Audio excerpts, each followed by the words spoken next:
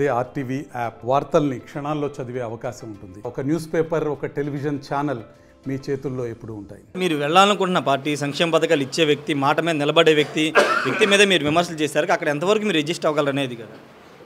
మీరు ఒకటే గుర్తుపెట్టుకోండి,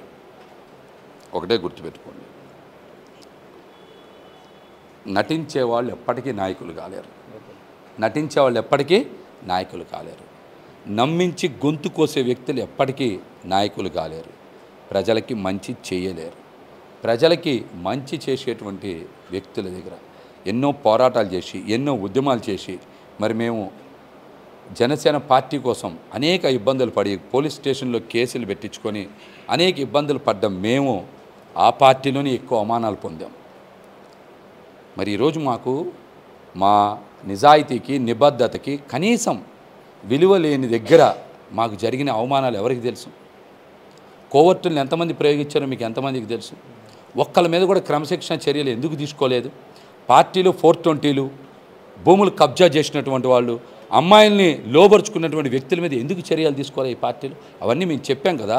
ఆ రోజు బయటికి రాలేదంటే కారణం పార్టీ పరువు పోతుందని చెప్పి అన్ని లిఖితపూర్వకమైన ఫిర్యాదులు ఇచ్చాం కదా. ఎందుకు అవన్నీ పరిగణలోకి తీసుకోలేదు? అంటే జనసేన పార్టీలో నిజాయితీ పరులుంటే వాళ్ళకి నచ్చదా? భూములు కొట్టేసి 420 యాషాలు వేసి అమ్మాయిల్ని లోబరుచుకొని బ్రోకరేజ్ యాషాలు ఉంటే ఇస్తారా? మేము చాలామంది కోర్టుల మీద కంప్లైంట్లు ఇచ్చాం కదా. ఎందుకు తీసుకోవాలి వాళ్ళందరి మీద చర్యలు? వాళ్ళందరూ వాళ్ళ నియోజకవర్గాల్లో కానీ వాళ్ళ జిల్లాలో కానీ జనసేన పార్టీని ఎందుకు బలోపేతం చేయలేకపోయారు? పనిచేసే నా దగ్గర ఇబ్బందులు గురి చేశారు కానీ వాళ్ళ స్థానాల్లో ఎందుకు పనిచేయాల? మంచి చేయడానికి ఎక్కడ జనసేన పార్టీ ముందుకు రాలా. మంచి చేసే నాలంటోని ఎలాగన్నా ఇబ్బందులు పెట్టాలి, ఎలాగన్నా అవమానాలకు గురి చేయాలని ప్రయత్నం చేశారు. ఇవన్నీ ఎందుకు పళ్ళ బిగువును భరించామంటే ఈ పార్టీ బాగుండాలని కోరుకున్నాం. కానీ మేము పొత్తులు జరిగిన తర్వాత ప్రతి ఒక్క అంశాన్ని మీరు క్లియర్గా పరిశీలించండి. యావత్ రాష్ట్రంలో ఉండేటువంటి కాపు సామాజిక వర్గం కానీ, జనసేన పార్టీ నాయకులు కానీ, వీర మహిళలు కానీ, కార్యకర్తలు కానీ 45 స్థానాలు వస్తాయని ఆశించాం. తర్వాత 36 అన్నారు, తర్వాత 32 అన్నారు. పవన్ కళ్యాణ్ గారికి లక్కీ నెంబర్ 5. 32 అన్నారు. 32 పోయి ఎక్కడికి వచ్చింది? 24 అన్నారు. 24 నుంచి 21 అన్నారు. అందులో అసలు మా స్థానాలు ఉన్నాయో 9, 10. ఇటువంటి అంశాల మీద మాట్లాడడం తప్పేంటి? తప్ప? సార్, ఇప్పుడు మీరు నిన్న రాజీనామా చేసిన సందర్భంగా మీరు చేసిన వ్యాఖ్యల తర్వాత ఆ పార్టీ ఒక మాట అంటుంది. ఆ పార్టీ నేతలు మిమ్మల్ని కోవర్ట్ అంటున్నారు, జనసేన పార్టీ కోవర్ట్గా ఉన్నారు, ఇప్పటి వరకు ఉండి ఈ కోవర్ట్ ఈ విధంగా చేశారని చెప్తున్నారు. దాని మీద మీరు మాట్లాడుతున్న వాళ్ళ మూలాలన్నీ ఎక్కడి నుంచి వచ్చినాయి, ఏ పార్టీ నుంచి వచ్చినాయి చూసుకోమనండి. నా మూలాలు ఏ పార్టీ నుంచి వచ్చినాయో చూసుకోమని చెప్పండి. కోవర్టులు ఎవరు, బ్రోకర్లు ఎవరు, పనికిమాలిన ఎదవలు ఎవరు, రంగా గారిని హత్య చేసిన వాళ్ళ పక్కన నుంచి ఫోటోలు దిగుతున్న వాళ్ళు ఎవరు, ఇట్లాంటి బద్మాష్ గాళ్ళు ఎవరో వాళ్ళని బాగా చూసుకోమని చెప్పండి. రాత్రిపూట 10ంటికి కూడా మందు తాగి, అన్న నాకు సీటు రాలేదు, నేను ఎమ్మెల్యే అభ్యర్థి పక్కన తిరగట్లేదు, నువ్వే ధైర్యంగా మాట్లాడుతున్నావు, మేము పిరికి ఎదవలం, ఏమీ మాట్లాడలేకపోతున్నాం, వాళ్ళు ఇచ్చి 5 లక్షలు 10 లక్షలు తీసుకొని అక్కడే 2 జెండాలు ఇటో జెండా తీసేసి, జనసేన జెండా తీసేసి వేరే జెండాలు మోస్తామని చెప్తుంది ఎవరో ఒకసారి సమాధానం. కిరణ్ రాయలు, బండి రామకృష్ణ వీళ్ళిద్దరు కూడా కామెంట్ చేస్తున్నారు. పోతిన మహేష్కి జనసేన పార్టీ లేకపోతే గుర్తింపు ఎక్కడి నుంచి వచ్చింది, పవన్ కళ్యాణ్ లేకపోతే గుర్తింపు ఎక్కడి నుంచి వచ్చింది అనేది వాళ్ళు చేస్తున్న కామెంట్. చాలా మంచి ప్రశ్న అడిగారు. పోతిన మహేష్కి ఉద్యమ చరిత్ర ఉంది, పోరాటాల చరిత్ర ఉంది. అది నేను చెప్పుకోవాల్సిన అవసరం లేదు. బీసీ సంక్షేమ సంఘం అనేది ఒక ఉద్యమ సంఘం. కానీ దాని మీద మేము బీసీల ప్రయోజనాలే కాదు, సమాజంలో అన్ని వర్గాల ప్రయోజనాల కోసం పనిచేసాం.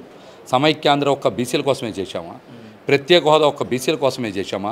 ఇళ్ల పట్టాలు ఒక్క బీసీల కోసమే చేశామా? కాల్మనీ సెక్స్ రాకెట్ ఒక్క బీసీల కోసమే చేశామా? ఇలా పోరాటాలు చూసుకుంటే అందులో బీసీ, ఎస్సీ, ఎస్టీ, మైనారిటీ, కాపు, అగ్రవర్ణాలు అందరి కోసం పనిచేశాం. అటువంటి నేపథ్యం ఉన్న నన్ను జనసేన పార్టీలో ఉంటే బాగుంటుందని పవన్ కళ్యాణ్ గారు చెప్పిన తర్వాత అగ్రిగోల్డ్ కోఆర్డినేటర్ ప్రకటించాకే కదా మేము పూర్తి స్థాయిలో పనిచేసాం. అంతకుముందు మాదంతా ఉద్యమ నేపథ్యమే. మేము జనసేన పార్టీకి సానుభూతి పరులుగా ఉన్నాం. కానీ పవన్ కళ్యాణ్ గారు చెప్పిన తర్వాత, పూర్తి స్థాయిలో ఆహ్వానించిన తర్వాత మేము జనసేన పార్టీలో పూర్తిగా నిమగ్నమై పనిచేసాం. మమ్మల్ని ఏమి ప్రోత్సహిస్తే నన్నొక్కనే ఎందుకు, ఈ రాష్ట్రంలో 175 నియోజకవర్గాల్లో నుంచిపెట్టుకోపోయారా మనుషుల్ని? ఈ రాష్ట్రంలో పిఎస్సి చైర్మన్ తెనాలిలోనే స్థానిక సంస్థల ఎన్నికల్లో పోటీ చేయలేకపోయారు కదా, అక్కడ ఏం చేశారు వీళ్ళందరూ? గోదావరి జిల్లాలో మొత్తం అన్ని స్థానాలు ఎందుకు పోటీ చేయాలా? స్థానిక సంస్థలు ఎందుకు పనిచేయాలా? విశాఖపట్నంలో ఎందుకు చేయాలా? ఈ ఉమ్మడి 13 జిల్లాల్లో ఎందుకు పనిచేయలేదు చెప్పమనండి. నన్ను ప్రోత్సహించడం ఏంటి? నేను బాగా పనిచేశా, కష్టపడ్డా, కేసులు పెట్టించుకున్నా, డబ్బులు ఖర్చు పెట్టుకున్నా, ఆస్తులు అమ్ముకున్నా, అందుకు నన్ను ప్రోత్సహించారు. మీకు నిజంగా ఎక్కడన్నా ఉంటే ప్రోత్సహించుకోవచ్చు కదా. నాలాంటి వాళ్ళు 100 మందిని తయారు చేయపోని నువ్వు ఒక సీటీ ఇవ్వలేకపోతున్నారు కదా మీరు ప్రోత్సహించడం ఏంటి? నిబద్ధతతో పనిచేసినందుకు మమ్మల్ని ఏం చేశారు? ఉరితాడేసి మా అందరినీ కూడా చంపేశారు. మీరు ప్రోత్సహించడం అంటారు దీన్ని? 2019లో టికెట్ ఇచ్చానని మాట్లాడుతున్నారు. ఈ పార్టీ జెండా పట్టుకొని చాలామంది అనామకులకు టికెట్ ఇచ్చారు కదా, ఈ యదవులకు గుర్తు లేదనుకుంటా, గుర్తు చేస్తా అట్లాంటి వాళ్ళు ఎంతమంది. జనసేన వల్ల మీరు రాజకీయంగా నష్టపోయారని చెప్తున్నారు. ఖచ్చితంగా చెప్పగలనమాట, ఖచ్చితంగా చెప్పగలనమాట.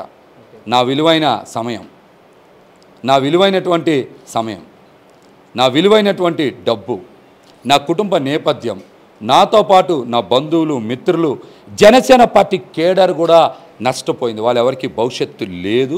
మేము నష్టపోయాం. మళ్ళీ కూడా స్థానిక సంస్థల ఎన్నికల్లో నేను చెప్పలా, పవన్ కళ్యాణ్ గారే చెప్పారు 1/3 స్థానాలు మాత్రమే మనం తీసుకుంటామని చెప్పి.